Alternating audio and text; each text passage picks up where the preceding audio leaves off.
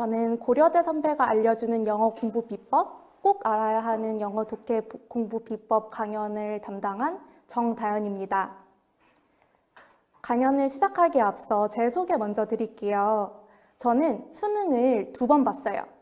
처음에 봤을 때는 이화여자대학교라는 대학교를 입학을 했었고요. 2번째 봤을 때는 지금 다니고 있는 고려대학교에 입학했습니다. 그리고 올해 고려대학교를 졸업 예정이에요.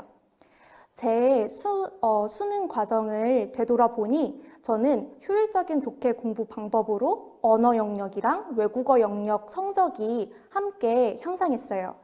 그래서 그 이후에 대학을 입학한 이후에 수능 연구실 연구원이나 학습 플래너, 학습 멘토 등으로 활동을 하고 있습니다.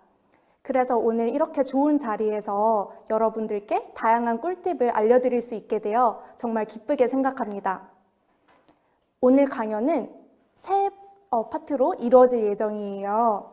처음에는 수능 독해를 위한 영단어 공부법에 대해서 말씀드리겠습니다. 그 다음으로 요즘 수능이 어려워지고 있는 추세인데요. 조금 어려워진 수능에 대비해서 필수적으로 알아야 하는 영어 독해 공부법을 말씀드릴게요.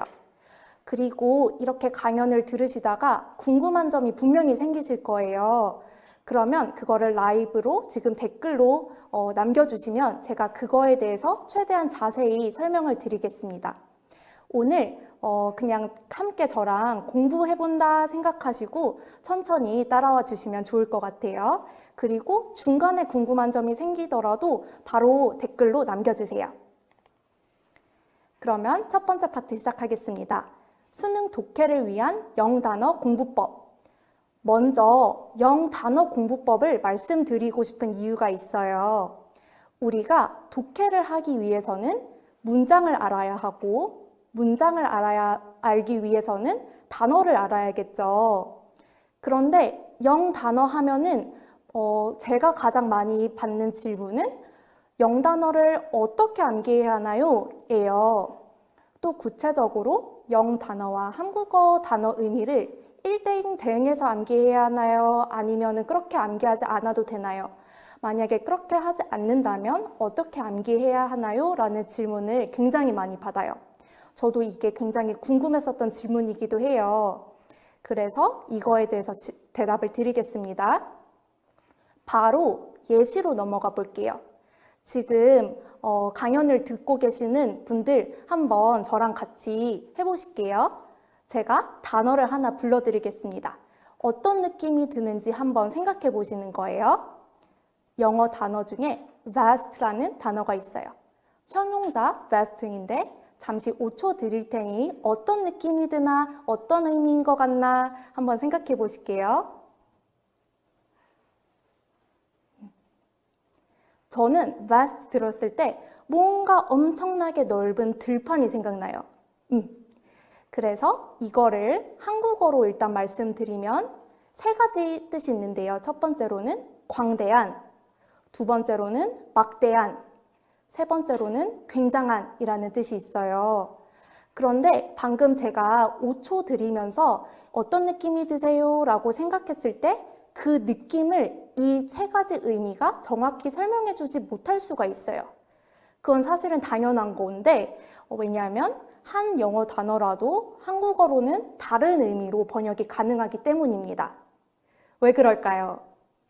왜냐하면 단어라는 거는 그리고 더 크게 봤을 때 언어라는 것은 한 사회의 규칙이기 때문이에요. 그런데 그 사회라는 게 우리 이 지구상에 하나만 있는 건 아니죠. 우리나라, 대한민국이라는 사회가 있고 영어 같은 경우는 영국이나 미국 같은 사회가 있고 각 사회마다 갖고 있는 특색이 다르기 때문에 그것을 단어로 만들었을 때 다른 사회 간 단어를 비교할 때는 다른 의미로 당연히 번역이 가능해요. 그렇기 때문에 영단어와 한국어 단어 의미를 1대1 대응해서 암기하는 것은 영단어에 대한 부정확한 이해를 초래할 수가 있습니다. 근데 여기에서 오해하시면 안 되는 게 예를 들어서 고양이라는 단어는 명확히 우리가 떠올릴 수 있죠. 그렇기 때문에 영단어에서도 cat이라는 명확한 단어로 1대1 대응이 가능합니다.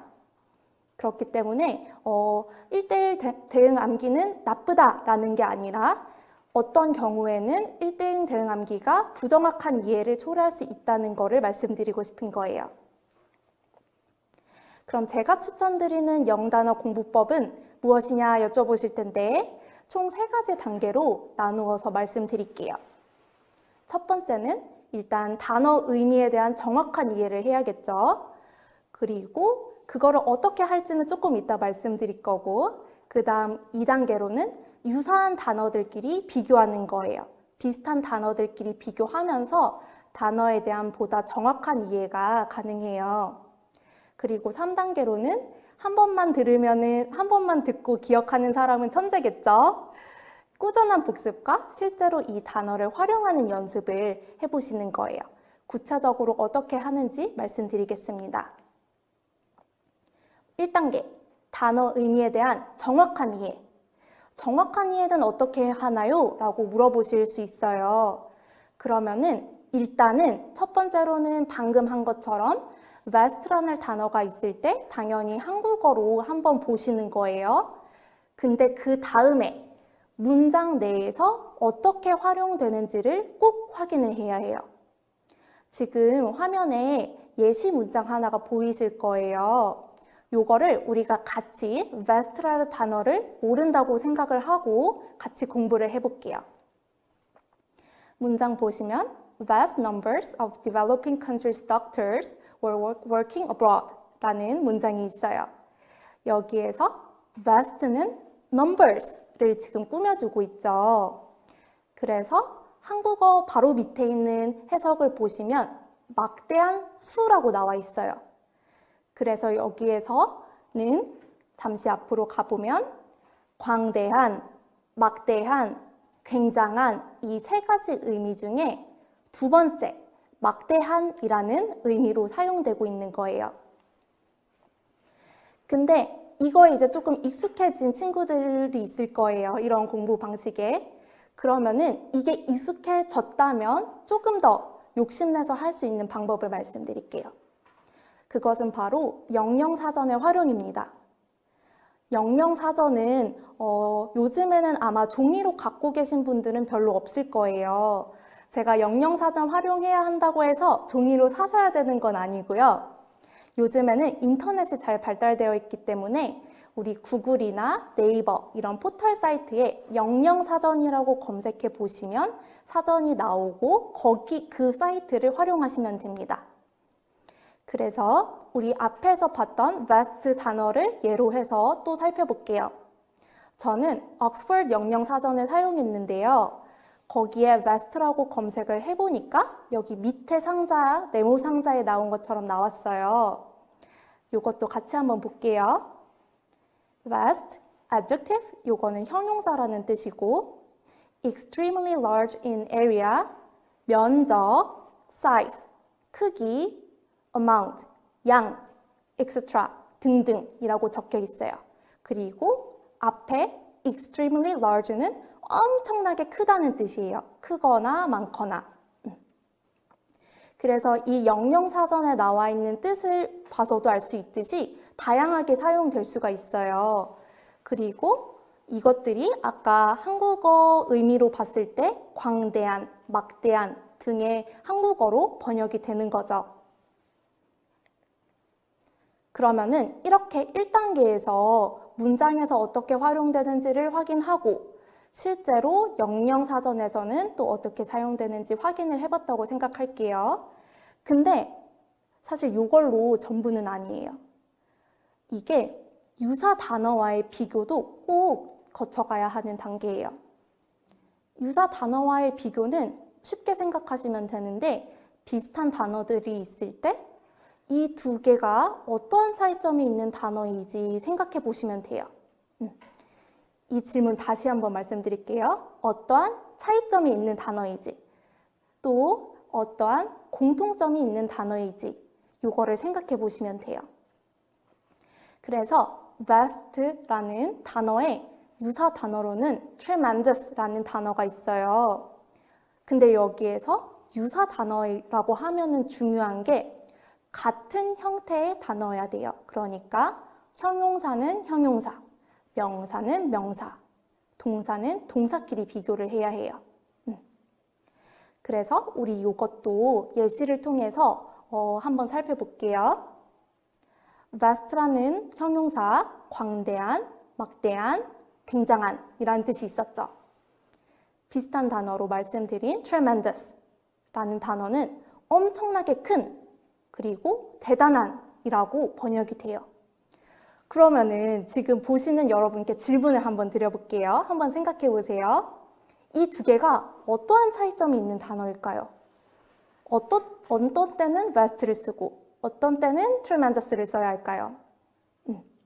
이거를 생각해 보신 분이 별로 없을 수도 있어요. 괜찮아요. 답을 드리면 먼저 vast는 극도로 큰 면적, 숫자, 거리, 양을 나타낼 때 사용하고요. tremendous는 똑같이 공통점이에요. 극도로 크긴 하지만 영향을 미치는 것을 묘사할 때 사용합니다.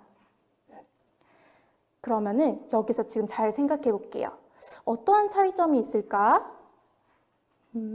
그러면은 vast는 조금 구체적으로 묘사할 수 있는 이런 숫자, 면적에서 사용된다는 것을 알 수 있고 tremendous는 영향처럼 추상적인 개념을 묘사할 때 사용한다는 것을 알 수 있어요. 2단계까지 따라오고 계시죠? 그러면 다음 3단계로 넘어가 보겠습니다. 꾸준한 복습과 단어 활용. 사실 공부하고 복습이 제일 어려워요. 그쵸? 복습은 너무 하기 싫고. 근데 이것도 제가 어떻게 하면 복습을 조금 더 쉽고 재밌게 할 수 있는지 말씀을 드릴게요. 첫 번째로 깜지 암기 방법을 요즘 학생들이 많이 사용해요.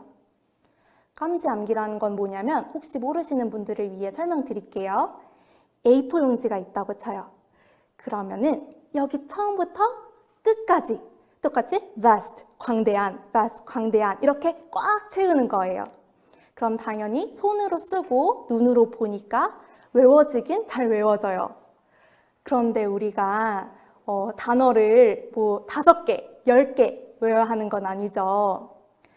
수백 개, 뭐 더 많으면 수천 개, 수만 개를 외워야 되는데 만장을 쓸 수는 없겠죠. 그렇기 때문에 이거는 꾸준한 복습, 그러니까 이때 복습이라는 것은 굳이 손으로 쓰지 않아도 되고 손으로 쓰는 거는 정말 안 외워지는 것들 위주만 쓰시고 여러 번 그냥 보는 거예요. 쉽죠? 근데 어떻게 여러 번 보냐? 하루에 똑같은 단어 100번 보기. 땡! 하루에 한 번씩 10일 보기. 이게 훨씬 더 효율적이에요. 좀 까먹을 것 같으면, 잊어버릴 것 같으면 다시 한번 보고, 잊어버릴 것 같으면 다시 한번 보고. 이렇게 하면은 굳이 내가 억지로 외우지 않아도 자연스럽게 외워지게 돼요. 봤는데 단어가 생각이 안 나면 스트레스 받지 마시고 다시 한번 보면 돼요. 그렇게 자연스럽게 체화될 때까지 꾸준하게 복습을 하시면 됩니다. 그리고 실제로 단어도 활용을 해봐야겠죠. 그런데 아까 앞에서 단계를 거쳤어도 내가 조금 부정확하게 알고 있는 단어가 있을 수 있어요. 그런데 그게 맞는 줄 알고 무조건적으로 그 영어 단어를 활용해서 문장을 만들어 보면은 잘못 이해를 할 수가 있겠죠. 그래서 vast라는 단어가 실제 문장에서 실제 원어민들이 아니면 실제 영어 지문에서 어떻게 사용되고 있는지 그것을 보는 거예요. 두 가지 방법 아시겠죠? 꾸준한 복습, 그리고 실제 문장에 익숙해지기. 그러다가 그렇다고 해서 뭐 깜지 암기 방법이 나쁘다는 뜻은 아니에요. 이게 효율적일 때도 있는데요. 그거는 내신 같은 학교 시험에서 정말 사소한 부분까지 완벽하게 외워야 하는 경우에는 깜지 암기 방법이 효율적일 수도 있어요. 그래서 이제 다음으로 넘어가 볼게요. 지금까지 영어 단어 공부법을 말씀드렸어요. 우리 단계별로 다시 한번 복습해 볼게요. 1단계는 단어 의미에 대한 정확한 이해. 기억나시죠? vast라는 단어가 있다 치면은 그게 어떤 느낌을 주는 건지 한번 느껴보고 실제로 어떻게 번역되는지 보고 그 다음에 유사 단어와의 비교 vast랑 tremendous 비교한 거 기억나시죠? 두 단어가 어떠한 공통점과 차이점을 갖고 있는지 단 이때 조심해야 되는 거는 명사는 명사끼리 형용사는 형용사끼리 부사는 부사끼리 그리고 동사는 동사끼리 비교하는 거예요. 그리고 여기서 또 한 가지 꿀팁을 말씀드리면 영어 단어끼리 비교해야 되기 때문에 영영사전을 활용하시는 게 특히 더 도움이 되실 거예요. 그리고 이렇게 명확히 효율적으로 공부한 단어를 꾸준히 복습하고 실제로 활용하는 연습, 여러 번 보고 실제로 어떻게 문장에서 쓰이는지 복습을 해보는 거예요. 여기까지 우리가 영어 단어 공부법을 한번 같이 해봤어요. 그러면은 아까 강연 처음으로 돌아가서 영어 단어는 왜 공부할까요? 문장을 이해하기 위해서죠. 그리고 문장은 왜 공부할까요? 문단을 이해하기 위해서죠. 그래서 조금 이따가 이제 문단 독해를 말씀을 드릴게요. 그리고 제가 이렇게 공부했던 방법, 그리고 추천드리는 방법이 잘 녹아져 있는 책이 있어서 소개해 드리려고 해요. 완자 복합식 고등필수라는 단어가 저는 굉장히 좋았어요. 왜냐하면은 지금 파란색 박스가 보일 거예요. 오른쪽에. 거기에 위에 how different 쓰여 있고 밑에는 방금 제가 설명드린 그런 유사한 단어끼리는 어떠한 공통점이 있고 어떠한 차이점이 있는지가 적혀 있어요. 그래서 스스로 그것을 고민해보지 않아도 되고 보다 효율적으로 확인을 할 수가 있어요. 그리고 그 보라색 박스를 보시면 이 단어가 문장에서 어떻게 활용되고 있는지를 볼 수가 있고 개인적으로 제가 더 좋았던 거는 이 문장이 그래서 어디에서 나왔는데? 라고 궁금할 때 그 출처가 기재되어 있어요. 이 출처들은 또 우리 중고등학생들에게 도움이 될 만한 수능 그리고 평가원 실제 문장들로 구성되어 있습니다. 이제 두 번째 파트로 넘어가 볼게요. 어려워진 수능 대비 필수 영어 독해 공부법을 드디어 말씀드립니다. 제가 독해 공부라고 했을 때 가장 많이 듣는 질문이 끊어읽기랑 직도직해를 해야 하나요? 라는 질문이에요. 근데 먼저 끊어읽기랑 직도직해가 뭔지 모르시는 분들을 위해 간략히 말씀드릴게요. 끊어읽기라는 것은 의미 단위로 끊어읽는 규칙이에요. 그리고 직독직해라는 거는 영어 문장을 무조건 앞에서부터 읽으면서 뜻을 파악하는 방법이에요. 그래서 요거 예시 하나 같이 볼게요. 위에 있는 박스 볼게요. 여기에 지금 She and I decided to do the science project together 이라고 적혀 있어요. 끊어읽기로 해석을 하면 의미 단위로 끊어읽기 때문에 먼저 앞에 거 그녀와 나는 결정했다 라는 의미가 하나 있어요. 한 뭉텅이가. 그리고 그 뒤에 무엇을 결정했지? 라고 생각하면 to do this science project 과학 프로젝트를 하기로 또 하나의 뭉텅이가 있고 그 다음에 together 함께 그녀와 내가 함께 이게 끊어읽기예요. 그리고 직독직해는 무조건 앞에서부터 끊는다고 했죠. 그래서 여기에서도 she and I decided 앞에서 한번 끊었고 그래서 이거는 그녀와 나는 결정했다로 번역이 되고 to do the science project 과학 프로젝트를 하기로 그리고 또 끊고 together 함께 이렇게 돼요. 이런 게 끊어읽기랑 직독직해라는 건데요. 이 두 방식 모두 문장을 조각조각 나누어 읽는 방식이에요. 근데 우리가 지금 대비하는 시험은 뭐죠? 수능이죠. 수능은 무엇을 요구하나 생각을 해볼게요. 수능에서는 논리력을 요구해요. 그러니까 단순 번역을 넘어서서, 번역도 중요하고요, 당연히. 그걸 넘어서서 구조적 독해 능력을 평가하는 시험이에요. 논리력을 평가하는 시험이에요. 그럼 구조적 독해가 뭐예요? 라고 궁금하실 거예요. 구조적 독해란 쉽게 설명드리면은 숲이 있다고 칠 때 그 나무도 보지만 숲 전체를 보고 그 영역에서 여기에는 이런 나무들이 있구나, 여기에는 이런 꽃이 있구나, 여기엔 또 어떤 나무들이 있구나, 이 전반적인 그림을 파악하는 방식이라고 생각하시면 되고, 그거를 독해에 적용한 방법이라고 생각하시면 돼요. 그래서 이것도 3단계로 나눠서 설명드릴게요. 그런데 여기서 주목! 이 3단계는 꼭 1, 2, 3단계로 나누어지는 게 아니라 서로 상호적인 단계예요. 그래서 1, 2, 3단계 하고 다시 2단계로 올 수도 있고 1단계로 올 수도 있고 그렇다는 거를 기억해 주세요. 그래서 1단계, 문장의 중요 요소 파악하기. 2단계, 문단의 중심 내용, 중심 문장 파악하기. 3번째, 문단의 목적과 구조 파악하기. 1단계 먼저 설명드릴게요. 문장의 중요 요소 파악하기. 문장이라는 거는 단어들이 모여서 문장이 되죠. 근데 그 문장에 있는 단어들이 모두 다 같은 역할을 하는 건 아니에요. 어떤 단어는 좀 더 중요한 역할을 하고 있고 어떤 단어는 조금 덜 중요하고 중요한 단어를 꾸며주는 역할을 하기도 해요. 이거 중요한 역할이 뭔지를 어떻게 파악하냐? 쉬워요.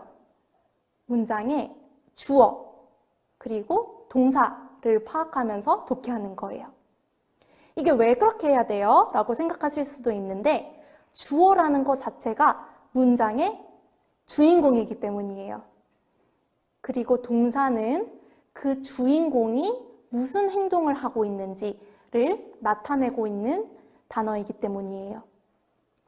그래서 주어랑 동사를 파악하면서 독해를 하면 뭐가 좋냐면 한 문장에서 중요한 것과 중요하지 않는 내용을 구분하는 능력이 자연스럽게 길러져요.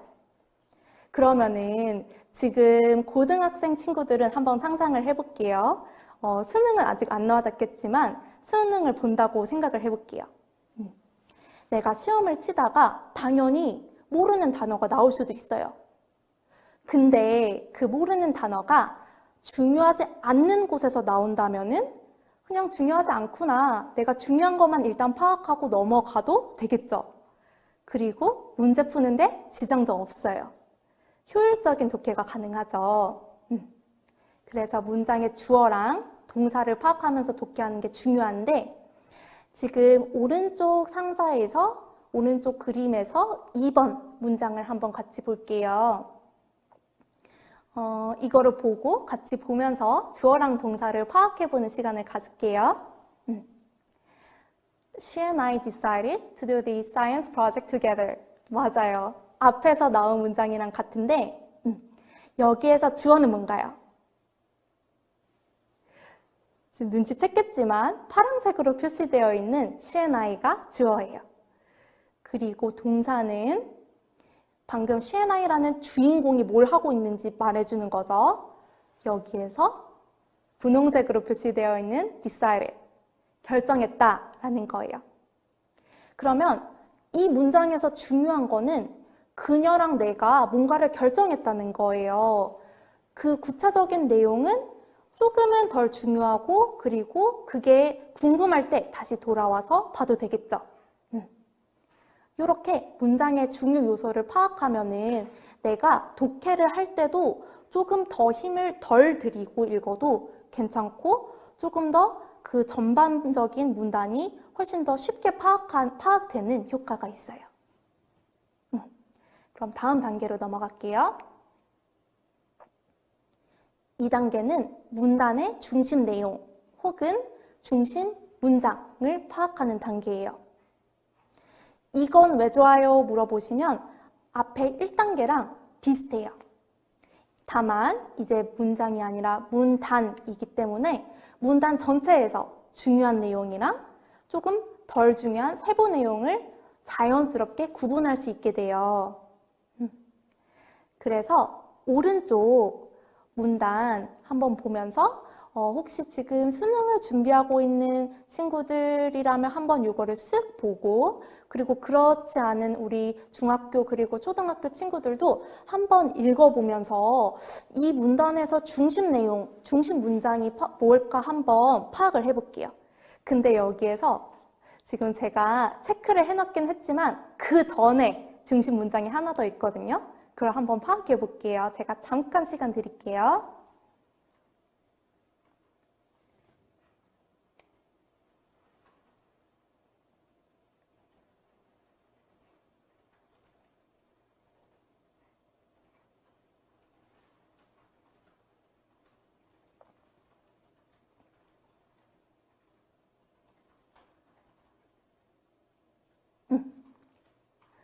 혹시 알겠는 친구들은 댓글로 어떤 문장이 중심 문장인지 제가 체크해 둔 거 말고 한번 올려주세요.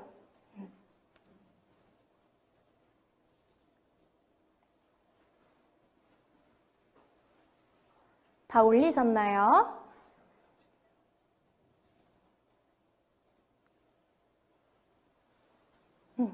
그러면 정답을 말씀드릴게요. 여기 두 번째 문단 I'm writing this email로 시작하는 문장이 정답이에요. 그래서 이게 왜 중심 내용이냐 하면은 지금 편지를 쓰고 있죠. 근데 이 편지를 쓰는 이유를 설명을 하고 있어요. 그러면 당연히 그 이유가 가장 중요한 거겠죠. 그리고 제가 표시해 놓은 거, 그리고 두 번째 문장 뒤를 읽어보면은 어떠한 대회에 심사위원으로 다시 위촉하기 위해서라고 되어 있어요. 그러면은 심사위원으로 위촉하는 세부 내용, 그거에 관련된 내용들이 중요한 내용이겠죠. 그게 아니라 예를 들어서 맨 첫 번째에 있는 거 This is Kelly라고 나와 있는 이 편지를 쓰는 사람의 이름이나 그 사람의 직위나 이런 거는 이 문단에서 조금은 덜 중요한 문장이겠죠. 그리고 내용이고. 이렇게 문단의 중심 내용과 문장을 파악하면서 독해하면은 중요 내용이랑 세부 내용을 저절로 구분하게 돼요. 그럼 3단계로 넘어가 볼게요. 요거는 문단의 목적과 구조를 파악하기 조금 어려울 수도 있는데 한번 같이 해볼게요. 요거는 어떤 역할을 하는 거냐면 세부적으로 독해하기 전에, 그러니까 본격적으로 구체적인 내용을 파악하기 전에 나침판이 되어주는 거예요. 독해의 방향을 설정해 줄 수 있기 때문에 효율적이고 정확한 독해가 가능해요. 방금 그 문단을, 방금 그 글을 똑같이 가져와 봤어요. 여기에서 방금 중심 문장 잘 파악한 친구들은 이미 알고 있어요. 이 편지의 목적이 심사위원을 위촉하는 거다. 그쵸? 그리고 내용을 모른다고 생각해 볼게요. 근데 내가 두 번째 문장까지 읽어보니 심사위원 위촉한다는 목적의 편지를 쓴다는 것을 알았다고 생각해 봐요. 그럼 다음에는 무슨 내용이 나올까요? 갑자기 켈리 자신의 사적인 내용이나 아니면은 다른 다른 거에 대해서 얘기하지 않겠죠. 당연히 목적이 심사위원 위촉이라면 왜 위촉하고 싶은지, 어떤 대회의 심사위원으로 위촉하고 싶은지, 그 행사는 언제 있을 건지, 이러한 내용들이 오겠죠. 이게 내 독해 나침판이 되어줄 거예요. 그래서 또 만약에 단어를 모르는 게 있다 해도 대충 위촉 세부 사항이 나오겠구나 예측을 할 수 있기 때문에 단어를 몰라도 이해를 할 수가 있게 돼요. 이거 조금 어려울 수도 있어요. 그래서 추가적인 예시를 말씀드릴게요. 이거 첫 번째 거로는 문단 유형에는 다양한 게 있어요. 근데 예시로 문단 자체가 어떠한 문제를 주고 그리고 그거에 대한 해결 방안을 제시하는 문단이 있어요. 그거는 어떻게 할 수 있냐? 첫 번째, 두 번째 문장을 읽어보면 뭔가 문제가 나와요. 근데 문제가 나오면 그 뒤에는 해결 방안이 나오겠죠. 그러면은 우리가 예측을 해보기에 문제가 나오면 그 문제가 지금 왜 심각한지, 얼마나 심각한지, 그거에 대해서 전문가들은 어떠한 얘기를 하고 있는지라는 얘기가 나올 거고 그 뒤에는 해결 방안이 나올 거예요. 그러면 문제를 읽음으로써 뒤에 해결 방안이 나오겠구나 라고 생각을 할 수 있고 또 수능을 예시로 들어볼게요. 수능에는 빈칸이라는 유형이 나와요. 문단에서 한쪽이 그냥 빵꾸가 뚫려 있어요. 근데 그 빵꾸 부분에 뭐가 나올까요? 당연히 중요한 내용이 나오겠죠. 근데 주목! 중요한 내용이라는 거는 문제 해결 방안 제시하는 문단에서 중요한 내용이라는 거는 문제 아니면 해결 방안이겠죠. 예를 들어서 중간에 어떤 문제가 나왔는데 그거에 대해서 어떤 교수님은 뭐라고 얘기했어요 라고 나오는 그 하나의 의견은 좀 덜 중요한 문제일 수가 있겠죠. 조금 이해되실까요? 그러면은 또 하나 예시를 말씀드릴게요. 또 다른 문단의 유형으로는 과거랑 현재, 변화를 설명하는 예시가 문단이 있어요. 예를 들어서 이런 게 있겠죠. 과거에는 사람들이 상품을 생산하는 방식이 수공업이었다. 그러니까 직접 손으로 만들고 사람들이 하나하나 포장하고 그런 방식이었다. 근데 지금 현재는 어떤가요?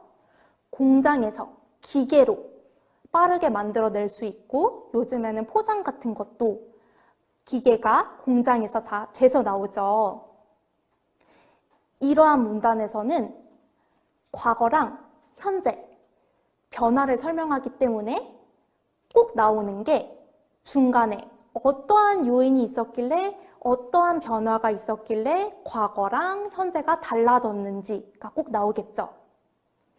그러면은 우리가 여기서도 방금 그 예시를 이어서 얘기해 볼게요. 과거에는 손으로 만들었던 수공업 형식이었는데 지금은 공장에서 대량 생산이 가능해진 이유는 영국의 산업혁명이 있었기 때문이죠. 그래서 또 수능으로 비유를 해보자면 빈칸이 있어요. 문단 중간에. 근데 이렇게 되어 있는 거예요. 처음에는 수공업을 얘기를 해요. 중간에는 구멍이 뚫려 있어요. 그리고 뒤에는 현재 공장에서 생산하는 방식을 설명해요. 그러면 중간에는 그 빈칸에는 뭐가 들어가야 될까요? 요인이 들어야겠죠. 방금 제가 말씀드린 산업혁명일 수도 있고 아니면 다른 요인일 수도 있는데 중요한 거는 갑자기 뭐 과거보다 더 과거 얘기나 아니면은 현재 앞으로 어떻게 될 건지 그런 얘기는 나오지 않겠죠. 이렇게 우리가 문단의 목적과 구조를 파악하면은 보다 효율적인 공부랑 독해가 가능해요. 그리고 모르는 단어가 있어도 예측을 할 수 있죠. 그래서 이렇게 구조적 독해도 한번 3단계로 나눠서 말씀을 드렸어요. 이거를 다시 한번 얘기해 드릴게요. 첫 번째로는 문장의 중요 요소 파악하기. 두 번째는 문단의 중심 내용과 혹은 중심 문장 파악하기. 그리고 3단계는 문단의 목적과 구조 파악하기. 근데 여기에서 아까 제가 처음에 말씀드린 거 기억하는 분들이 있을 거예요. 1단계, 2단계, 3단계가 순서대로가 아니라 왔다 갔다 할 수도 있다고 말씀드렸어요. 그게 이제는 조금 이해되실 거예요. 예를 들어서 3단계가 먼저 올 수도 있어요. 내가 처음 보는 문단을 읽기 시작했는데, 독해하기 시작했는데, 처음부터 그 문단이 내가 이 문단에서는 이 얘기를 할 거예요 라고 얘기가 나올 수 있어요. 예를 들면 편지라는 문단이 있다고 쳤을 때 첫 문장이 내가 이 편지를 쓰는 이유는 이라고 나오면 사실은 바로 목적과 구조를 파악할 수 있겠죠. 그러면은 그 목적과 구조를 파악한 것을 바탕으로 문단의 중심 내용이나 중심 문장을 파악하는 데 도움을 받을 수가 있겠죠. 그리고 그 문단의 중심 문장을 파악했는데 거기에서 모르는 단어가 있을 때 그게 1단계인 문장의 중요 요소인지 아니면은 주어나 동사가 아닌 덜 중요한 요소인지 파악을 하고 덜 중요한 요소에 내가 모르는 단어가 나왔다 하면은 그때는 살짝 눈 감고 넘어가도 되겠죠. 그런데 당연히 가장 좋은 방법은 모든 단어를 다 알고 문제를 풀고 독해를 하는 게 좋긴 해요. 그래도 구조적 독해를 할 수 있다면은 이렇게 어떠한 예상하지 못한 상황에 대비해서 준비를 할 수 있어요. 혹시 지금까지 조금이라도 궁금하거나 헷갈린다 하는 내용이 있으면 지금 채팅창에 댓글로 남겨주세요. 그러면 일단 제가 말씀드리고 싶은 거는 여기까지 하면 될 것 같아요. 그러면은 지금 이 강연 전에 실시간으로, 이 강연 전에 사전으로 질문을 준 친구들이 있었는데 그거에 대해서 답변을 드릴게요. 첫 번째는 노베이스 고등학생이 영어 공부를 시작할 때는 무엇부터 공부를 시작해야 좋을까요? 일단 노베이스가 어느 정도일까요? 혹시 지금 이 질문 남겨준 친구 보고 있으면 노베이스가 어느 정도예요? 라고 한 번 더 남겨주세요. 그러니까 단어는 어느 정도 공부되어 있는지, 아예 공부가 안 되어 있는지 이런 거나 단어는 조금 알겠는데 문장을 읽으면 이상하게 해석이 안 돼요 라는 게 있을 수도 있고요. 근데 일단은 좀 포괄적으로 답변을 한번 해볼게요. 아예 단어를 모르는 친구다 라고 하면은 사실은 바로 독해를 하는 거는 그렇게 추천하는 방법은 아니에요. 왜냐하면 단어도 모르는데 문장을 읽고 문단을 읽으면 얼마나 사기가 떨어지겠어요. 재미가 없어지잖아요. 근데 공부는 재미없게 하는 거 아니거든요. 그거는 오해인데, 그래서 노베이스 아예 영어 단어도 모른다 하면은 그냥 영어 단어를 암기하는 것부터 시작을 하세요. 아까 말씀드린 1단계, 2단계, 3단계를 따라가다 보면 사실은 자연스럽게 문장 구조도 공부할 수 있고요. 문장 자체에 대한 이해력도 높아져요. 그러고 만약에 단어는 내가 좀 안다 하는 친구 같은 경우에는 문장 있죠. 그 영어 문장이랑 한글 해석을 같이 보세요. 같이 보면서 이러한 구조는 이렇게 해석되는구나를 파악을 하는 연습을 하는 거예요. 근데 이때도 중요한 게 아까 독해 방법에서 1단계에서 말씀드린 중요 요소를 파악하면서 그걸 먼저 파악하고 중요 요소가 이렇게 해석되는구나 라는 거를 파악을 해야 되는 거예요. 그래서 이 질문 남겨준 친구 도움이 됐으면 좋겠어요. 방금 말씀드린 것처럼 강연 듣고 있으면 이해가 안 된 부분 있으면 다시 댓글 남겨주세요. 그리고 두 번째, 영어 독해 지문을 빠르게 읽는 방법이 있을까요? 이거 방금 제가 말씀드린 거 들으면서 좀 속 시원하셨을 거예요. 그쵸? 중요 요소만 파악하고 문단에서 중요한 문장을 파악을 하면은 세부 문장은 어떻게 읽으면 되겠어요? 살짝 이해가 안 돼도 빠르게 넘어가도 되고. 만약에 또 이런 질문이 생길 수 있을 것 같아요. 독해 지문을 읽었는데 중요 내용인 거는 알겠어요. 근데 그거 자체가 이해가 안 되는 거예요. 그 중요한 문장이. 이럴 때 그 중요한 문장을 다시 읽어야 돼요? 아니면 뒤에 거를 읽어야 돼요? 라는 궁금증이 발생할 수 있는데 단계별로 말씀드릴게요. 첫 번째는 중요 문장을 파악했다면 먼저 중요 문장을 다시 읽어봐야 돼요. 근데 중요 문장이 이해가 안 되면 뒤에 세부 내용을 읽으면 돼요. 왜냐하면 세부 내용 자체가 앞에 중요 문장을 설명해 주는 거기 때문에, 좀 더 자세히 설명해 주는 거기 때문에. 다음 질문으로 넘어가 볼게요. 문장 독해를 할 때 문장 성분대로 끊어 읽는 게 중요한가요? 끊어 읽기를 연습해야 할지 고민입니다.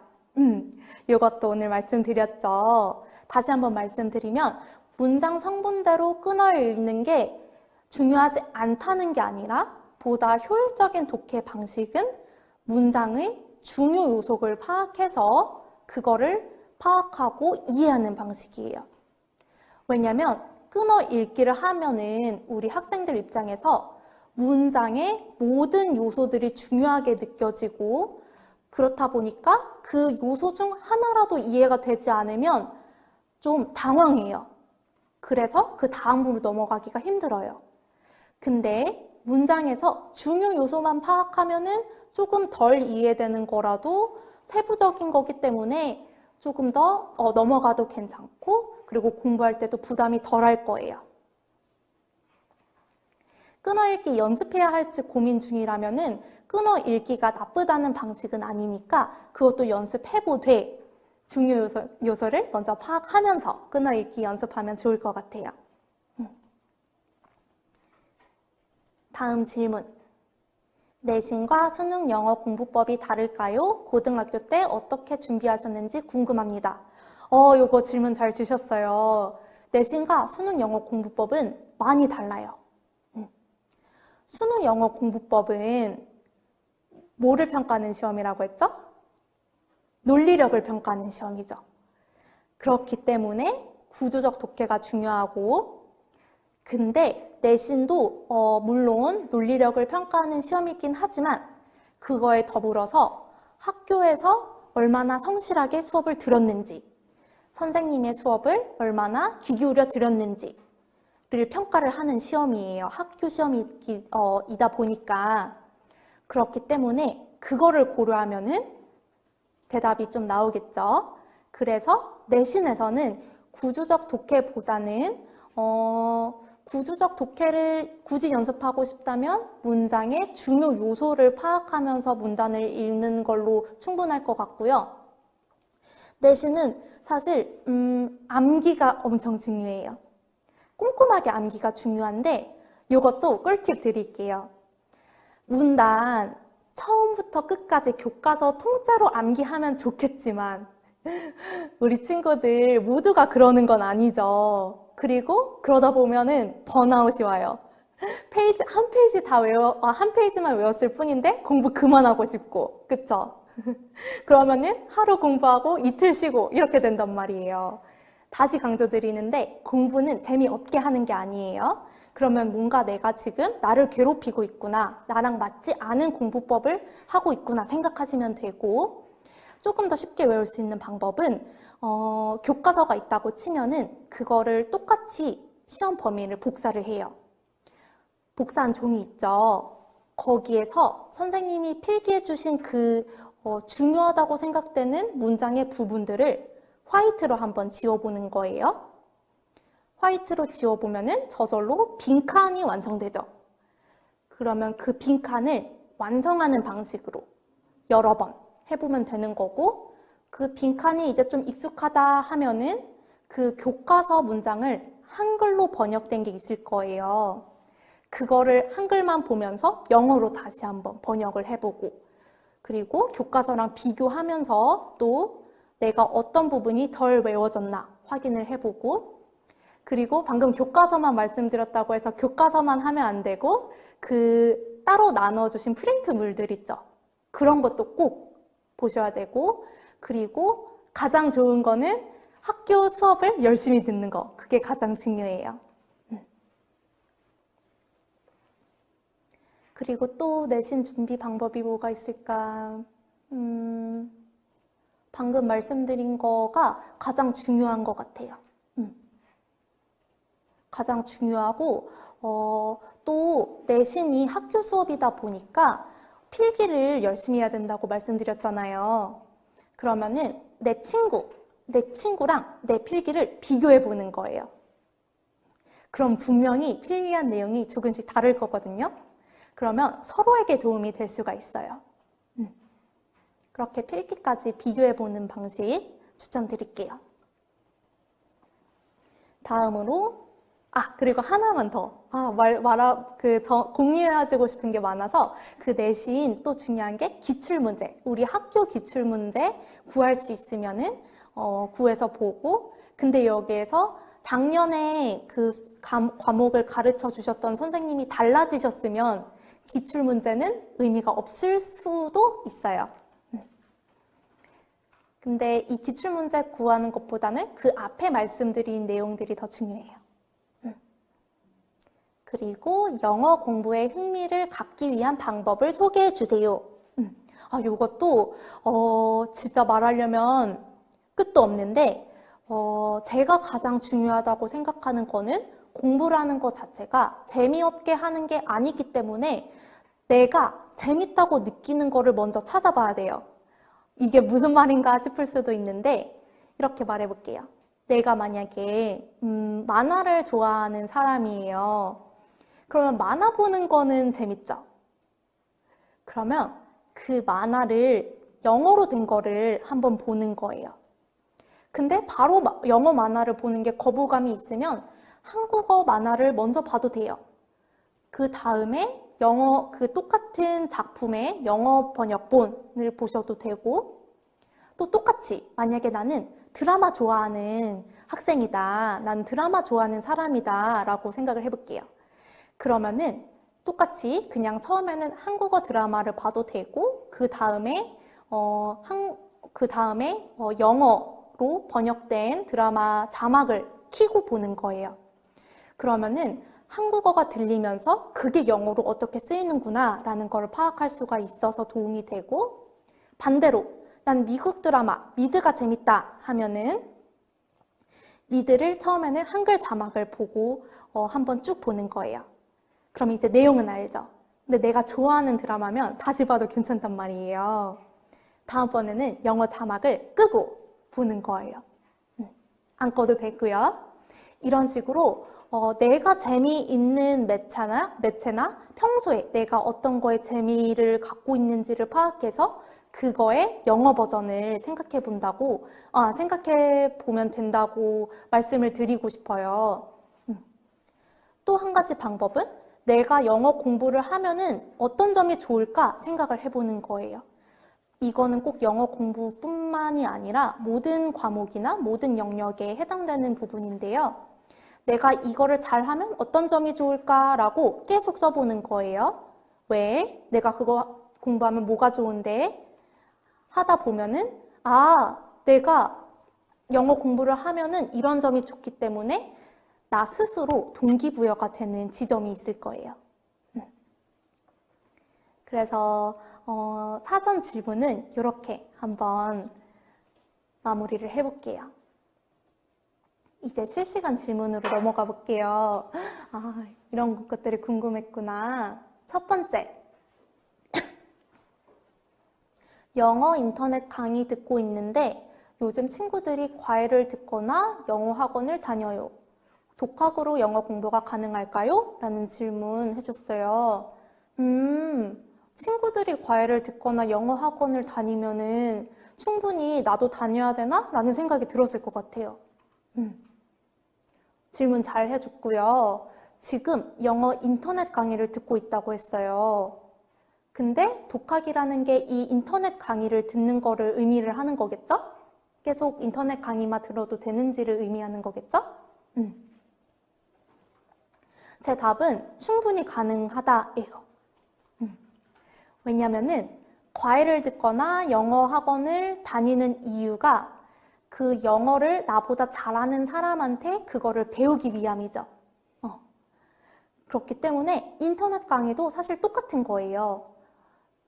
내가 영어를 나보다 영어를 잘하는 선생님께 배우는 과정을 지금 우리 친구가 하고 있기 때문에 이것만으로도 충분하고, 근데 아마 걱정되는 건 이거일 거예요.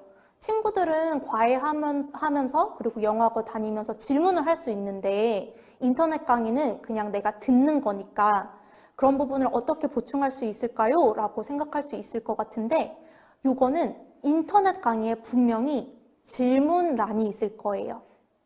질문란을 적극적으로 활용하세요. 조금이라도 궁금한 거 있으면 그런 거 다 질문란에 올려서 선생님께 여쭤보고 그 조교분들한테 여쭤보고 이렇게 하면 충분히 가능하고, 또 한 가지 꼭 강조드리고 싶은 거는 이 자신의 공부 방식에 따라서 오히려 인터넷 강의가 훨씬 도움이 되는 경우가 있어요. 특히 고3 같은 경우에는, 고등학교 3학년 친구들 같은 경우에는 왔다 갔다 하는 시간도 체력적으로 부담되거나 시간적으로 부담이 될 수 있어요. 그런 친구들한테는 오히려 인터넷 강의가 성적 향상을 위한 지름길일 수도 있겠죠. 그래서 첫 번째 질문, 독학으로 영어 공부도 충분해요. 근데 만약에 높아짐에 아예 나는 아무것도 안 듣고 독학으로 하냐를 물어보시는 거면 이것도 가능하긴 해요. 그런데 많이 다른 친구들이 하는 것보다 더 열심히 기출문제도 많이 풀어보고 단어도 열심히 외우고 또 내가 세운 계획을 철저히 지키면서 하면은 충분히 가능하겠죠. 저도 독학이 더 편했던 과목이 있어요. 저 같은 경우에는 좀 충분히 시간을 두고 스스로 생각해보고 싶었던 수학 같은 경우에는 독학이 더 편했던 시간도 있어요. 그게 성적에도 더 도움이 됐고요. 그러면 두 번째 질문. 독해 공부를 할 때 모르는 단어가 나오면 당황스럽습니다. 그쵸? 당연히 당황스럽죠. 독해 지문에서 모르는 단어가 나오면 어떻게 해야 할까요? 지금 어느 단계에서 공부를 하고 있는지는 모르겠는데 만약에 고등학교 3학년이다 라고 하면은 독해를 하는 그 즉시, 그러니까 문제를 풀 때는 단어를 찾아보지 마세요. 왜냐하면은 실전 연습을 해야 되고 모르는 단어가 있어도 그 문제를 맞추는 방식을 또 연습을 해야 되니까 그때는 찾아보지 마시고요. 다 채점을 하고 오답을 하는 과정에서는 모르는 단어를 꼼꼼히 다 체크해서 그때 외우는 거예요. 문제 풀 때 말고 끝나고 나서. 근데 이제 고등학교 3학년이 아니고 나는 아직은 실전 연습을까지는 시간적 여유가 있다 하는 초등학교, 중학교, 그리고 고등학교 1, 2학년 학생들 같은 경우에는 독해 공부하다가 모르는 단어 나오면 당연히 찾아봐도 돼요. 근데 여기서 꿀팁 하나. 독해 공부할 때 그 문제집 있죠? 그 옆에나 해답지에 단어들이 정리되어 있을 거예요. 좀 중요한 단어들이 정리되어 있거든요. 그 독해 문제를 풀기 전에 그 단어들을 먼저 다 암기를 하고 독해 문제 풀이를 시작을 해보세요. 그렇게 하면 두 가지 효과가 있는데, 첫 번째로는 내가 사전에 외웠던 단어들이 제대로 암기되어 있는지 아닌지 확인을 할 수가 있고, 두 번째로는 독해 공부도 자연스럽게 막힘없이 하면서 아까 제가 말씀드렸던 구조적 독해나 그런 방식들을 바로 연습을 해볼 수가 있겠죠. 그럼 다음 질문으로 넘어가 볼게요. 독해 문제집을 선택하는 기준을 말씀해 주세요. 이거 진짜 고민 많이 될 것 같아요. 독해 문제집을 선택하는 기준, 요것도 학년에 따라 조금 다르거든요. 고등학교 3학년 같은 경우에는 무조건 기출이 중심이 되어 있는 문제집, 기출 해설이 잘 되어 있는 문제집, 기출 분석이 잘 되어 있는 문제집을 선택하는 게 기준이에요. 그래서 고3은 기출 문제에 혹시 기출 문제가 뭔지 모르겠다 하는 친구들이 있다면은 수능이랑 3월 모의고사, 6월 모의고사, 9월 모의고사 그게 기출 문제라고 이렇게 통칭을 하는 거예요. 그리고 고등학교 1, 2학년 학생들 그리고 초중학교 학생들 같은 경우에는 독해 문제집을 할 때 내가 그나마 관심 있는 분야를 다루고 있는 독해 문제집을 추천을 해요. 일단 재미가 없으면 하기가 싫잖아요. 그쵸? 그래서 내가 조금 흥미가 있는 거를 하는 게 좋을 것 같고 그리고 또 한 가지는 꼭 독해 문제집이 아니라 문제집 선택 꿀팁인데 목차를 한번 보세요. 왜냐면은 목차를 보면 내가 좀 흥미가 있을지 아닐지가 감이 와요. 그래서 직접 서점에 가서 한번 보는 거를 추천드리고 서점 안 가도 요즘에는 목차는 인터넷으로도 볼 수가 있어요. 다음 질문으로 넘어가 볼게요. 영어 독해를 잘하기 위해 원서를 많이 읽는 것이 중요한가요? 원서를 많이 읽으면 도움이 되긴 해요. 근데 기출 같은 거 있죠. 수능 기출이나 평가원 기출. 그것들이 대부분 영어 원서에서 와요. 영어 원서를 아마 이 질문을 준 친구 같은 경우에는 원서가 읽을만 하다 느꼈을 거예요. 그러니까 이런 질문을 줬을 것 같은데 읽을만 하면은 많이 읽어도 좋은데 또 여기에서 아까 공부는 어렵게 하는 거 아니라고 했죠. 내가 조금 스트레스를 받아, 과도한 스트레스를 받아. 그러면은 원서보다는 조금 내가 더 쉽게 느껴지는 그런 책들을 읽으면서 거부감 없이 영어 공부를 지속하는 게 더 중요해요. 그러면은 또 혹시 질문이 있을까요?